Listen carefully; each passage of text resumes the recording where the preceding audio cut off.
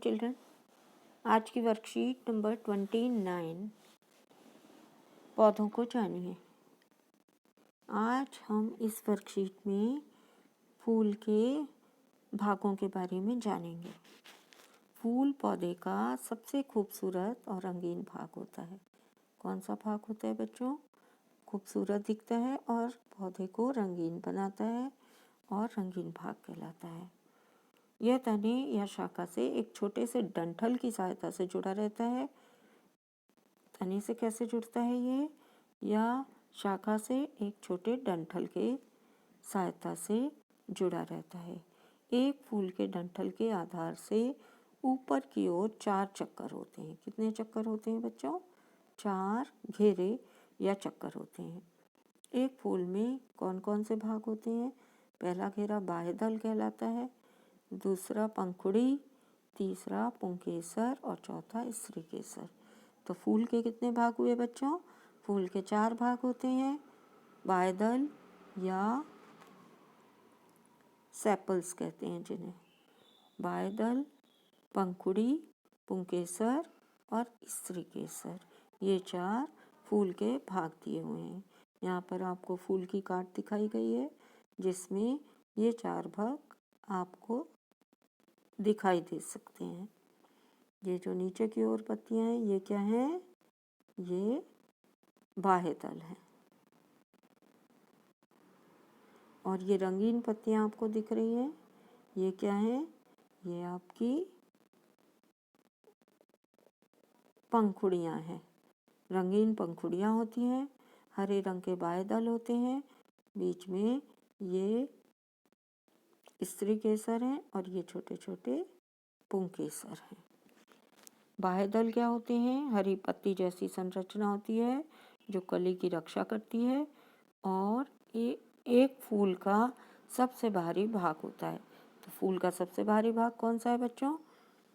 बाह्यदल या सबसे बाहर की पत्ती जैसी संरचनाएं जिसे हम बाह्यदल कहते हैं। कार्य क्या है इसका? ये फूल की कली की रक्षा करती हैं। तो कली की रक्षा करना इनका कार्य है। पंखुड़ी फूल का रंगीन भाग है। ये बहुत खुशबूदार होती हैं। ये परागण के लिए कीटों को आकर्षित करती हैं। क्योंकि ये रंगीन होती हैं बच्चों, तो इस पर कीट आकर्षित होते हैं जिससे परागण की क्रिया होती है। ये दूसरा बाहरी चक्र बनाती हैं। सबसे बाहरी चक्र कौन सा होता है? बाह्यदल, उसके बाद पंखुड़ियाँ। तीसरा भाग कौन सा होता है बच्चों? तीसरा भाग होता है पुंकेसर। पुंकेसर फूल के नर जनन अंग का नाम है। पुंकेसर क्या होता है? फूल का नर जनन अंग होता है। प्रत्येक पुंकेसर में एक डंठल होता है जिसे हम तंतु कहते हैं और एक थैलीनुमा रचना होती है जिसे हम परागकोश कहते हैं। इस परागकोश के अंदर छोटे छोटे कण के रूप में परागकण भरे होते हैं। इसके बाद यहाँ पर आपको क्या दिखाया हुआ है? नर जनन अंग फूल का पुंकेसर दिखाया गया है। ये डंडी जैसी संरचना तंतु कहलाती है और ये वाला गोल भाग परागकोश कहलाता है। परागकोश के अंदर परागकण होते हैं। स्त्रीकेसर फूल का मादा जनन अंग है। स्त्रीकेसर को हम क्या कहते हैं बच्चों? फूल का मादा जनन अंग होता है। इसमें एक अंडाशय होता है, वर्तिका होती है और वर्तिकाग्र होती है। यहाँ पर सबसे ऊपर वर्तिकाग्र होती है, बीच में ये वर्तिका है और नीचे वाला भाग ये अंडाशय कहलाता है। फूल के कार्य क्या हैं? फूल पौधे का जनन अंग है। फूल क्या है बच्चों? पौधे का जनन अंग है। इसमें रंगीन पंखुड़ियाँ होती हैं जो कीटों को आकर्षित करती हैं और परागण में मदद करती हैं। परागण के पश्चात फूल में बीज उत्पन्न होते हैं। तो बच्चों अगर फूल में परागण नहीं होगा तो क्या होगा? फूल में फल और बीज नहीं बनेंगे। तो बीज बनने के लिए परागण प्रक्रिया आवश्यक होती है और जो कि इसकी वजह से होती है रंगीन पंखुड़ियों पर कीटों को रंगीन पंखुड़ियों को देखकर कीट आकर्षित होते हैं और ये परागण में मदद करते हैं। आप अपने आसपास से 2 अलग अलग फूल लीजिए। यहाँ पर आपको एक गतिविधि दी हुई है। आपको 2 फूल लेने हैं अपने आस पड़ोस से।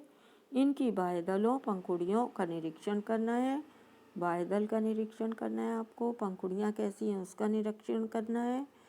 फिर ऊपर दिखाए गए चित्र की सहायता से इसके पुंकेसर को पहचानना है और धीरे धीरे फूलों से पंखुड़ियों और पुंकेसर को हटा दीजिए। उसके बाद हमें क्या दिखाई देगा बच्चों? स्त्री केसर, जिसको हम पिस्टिल कहते हैं, इसे देखा जा सकता है।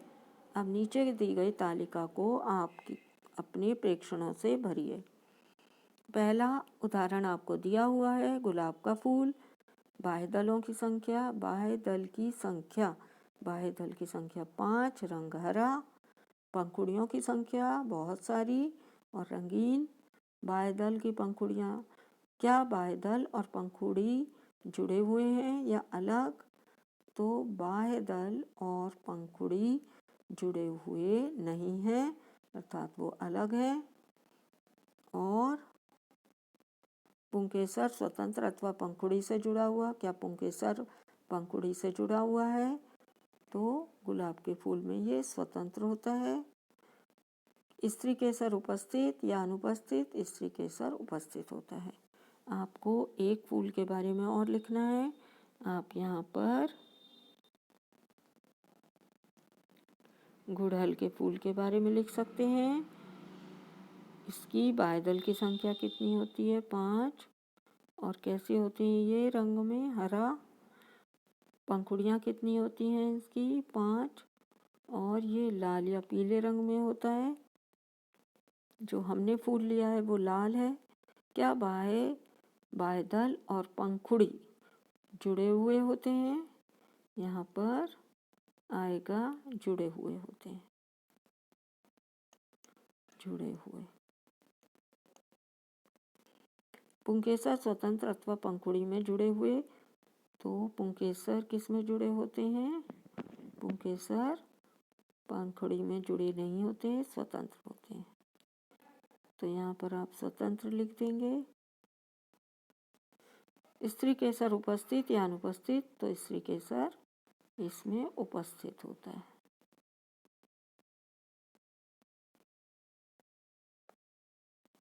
इस तरह आप किसी और फूल के बारे में भी यहाँ पर लिख सकते हैं। आप निम्नलिखित प्रश्नों के उत्तर दीजिए।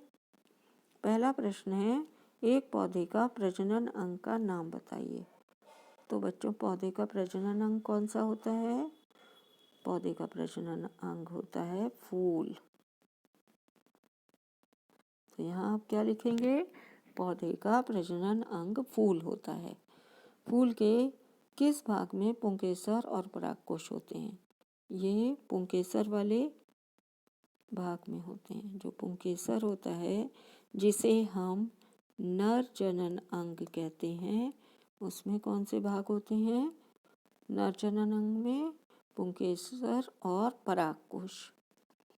पौधे का कौन सा भाग परागण में मदद करता है? तो बच्चों, परागण में कौन मदद करता है? पंखुड़ियाँ। तो यहाँ आप क्या लिख देंगे? पंखुड़ियाँ पौधों के परागण में मदद करती हैं। रंगीन पंखुड़ियों पर बच्चों कीट जो हैं वो आकर्षित होते हैं और ये कीट परागण की प्रक्रिया में मदद करते हैं। एक फूल के नर और मादा प्रजनन अंग का नाम बताइए। तो बच्चों, फूल के मादा जनन अंग और नर जनन अंग का क्या भाग होता है बच्चों? मादा जनन अंग को हम क्या कहते हैं? मादा जनन अंग को हम कहते हैं स्त्री केसर। और नर जनन अंग को क्या कहते हैं बच्चों? नर जनन अंग को हम कहते हैं पुंकेसर। तो ये फूल के मादा जनन अंग और नर जनन अंग हैं।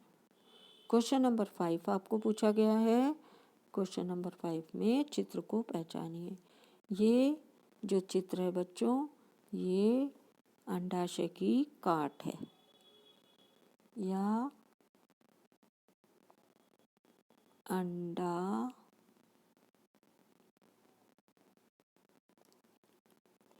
अंडाशय आप कैसे लिखेंगे? अंडाशय, श और या। अंडाशय की काट का चित्र है।